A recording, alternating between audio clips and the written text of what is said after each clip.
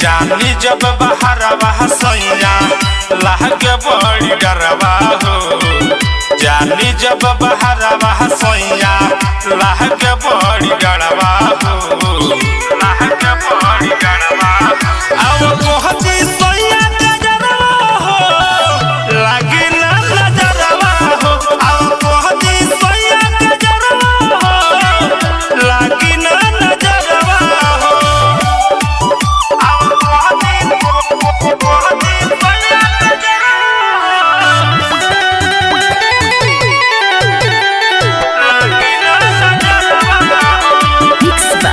रजनीश जेके पीछे हमारा पड़ल बिया गाँव के लइकिया सटी हनए पिया कवनो के भिरिया कवनो के भिरिया। पीछे हमारा पड़ल बिया गाँव के लइकिया सटी हनए पिया कवनो के भिरिया। बाड़ो ये समाट ओहि से होखता फिकरवा हो। बाड़ो ये समाट ओहि से होखता फिकरवा हो। होखता फिकरवा अब कोहती सैया गजरवा हो लागे ना नजरवा हो। अब कोहती सैया गजरवा हो लागे ना नजरवा हो।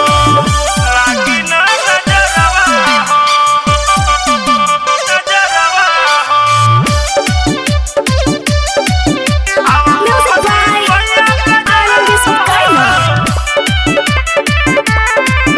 लागे ना नजरवा हो।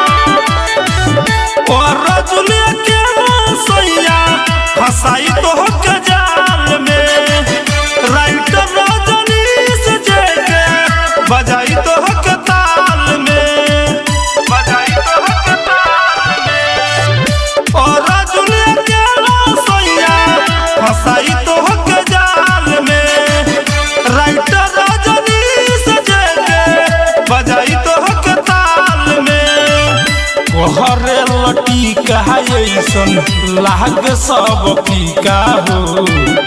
कोहरे लटी कहायसन लाग सब पीका हो।